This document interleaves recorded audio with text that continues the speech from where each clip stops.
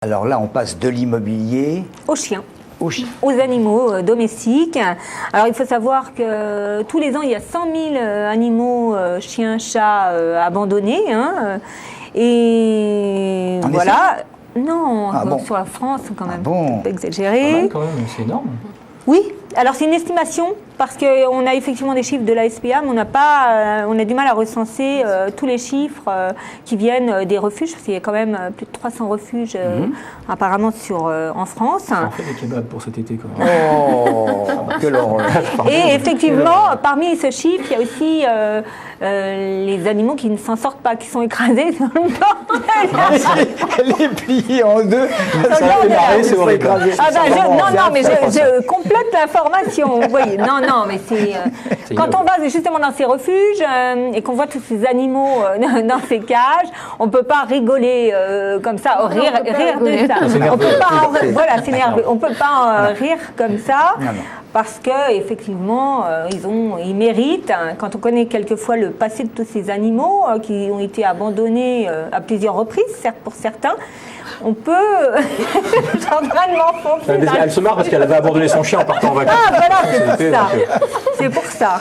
Bon, voilà. Alors je vous propose de regarder un reportage qui a été tourné au refuge d'Évry, un refuge qui existe depuis pas mal de temps déjà, qui est installé depuis 2002 à Évry, sur un terrain prêté par la ville d'Évry et qui est aussi fourrière municipale. Donc on regarde ce reportage. Voilà Bunny et Buddy, les deux épagnols bretons en plein exercice, Duck et Fashion prêts pour la balade, pendant qu'Asphalt, le labrador, s'impatiente. Bienvenue au refuge d'Évry, à la rencontre de ces pensionnaires.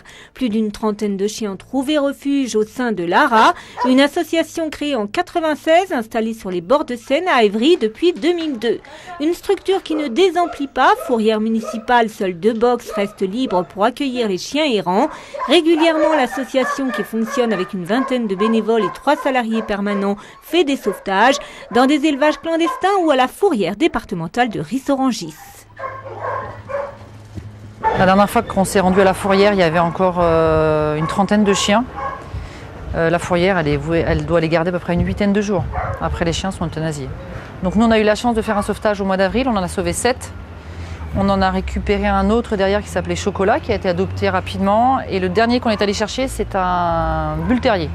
Demain, Bubule, le bull terrier de 5 ans, aura peut-être la chance de trouver un nouveau maître. En attendant, notre ami à 4 pattes n'est pas si mal installé que ça, des box bien propres, la gamelle remplie tous les jours.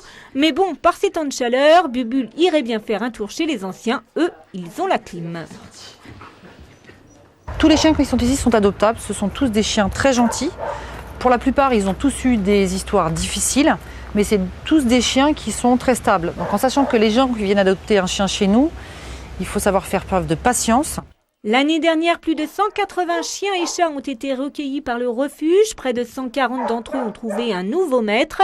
Pour continuer ses actions, l'association, qui fonctionne en grande majorité grâce aux dons, a besoin de soutien.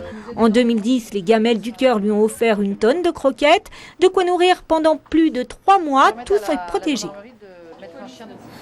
Sympa comme reportage. Voilà, alors tous les animaux du refuge sont des animaux qui sont, comme elle l'a dit, adoptables. Donc c'est important de le dire, hein. C'est pas des chiens méchants, même si vous voyez des races, parce que je réponds à ta question en fait. Hein. Si vous voyez des races comme les bulles terriers, effectivement, qui sont plus agressifs, hein, normalement. Ceux-là sont gentils. Non, mais ils sont, effectivement, s'ils ont choisi de les garder, c'est parce qu'ils étaient adoptables. Et effectivement, ils pouvaient trouver demain un nouveau maître. Alors aujourd'hui, cette association qui marche essentiellement sur des dons et quelques subventions bien maigrichonnes. Par exemple, le Conseil général de l'Essonne subventionne cette association à hauteur de 3 000 €. Bon, c'est pas énorme, hein, ça fait une facture de temps en temps. Alors, oui, mais ça reste une fois de temps en temps. Là, en 2010, effectivement, ils ont eu 1 tonne de croquettes, mais en 2011, ils n'auront pas cette fameuse tonne de croquettes. Donc, ils marchent essentiellement sur des dons. Voilà, alors, Patrice, il faut donner vos croquettes, à l'association. Fini les croquettes le midi, ça fait grossir en plus. J'adore les Voilà, il faut donner à l'association. Ils ont besoin de bénévoles, mais ils n'ont pas besoin de dons obligatoirement, des dons financiers c'est sûr, mais pas pas obligatoirement pas essentiellement des dons financiers. Ça peut être aussi un coup de main pour rénover, comment dire, un box, pour rénover un box, ou alors du matériel. Oui, d'accord. Voilà. Des trucs qu'on peut aller chercher à Massy. Du matériel, ça permettrait aussi de les aider. Alors pour adopter un chien, il vous en coûtera, si vous allez au refuge d'Evry, 200 €.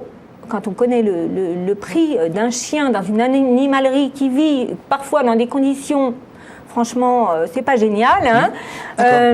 Et ben écoutez, 200 €, il est pucé, vacciné et vu par un vétérinaire. Voilà, c'est tout ce que j'avais à dire pour aujourd'hui. Merci.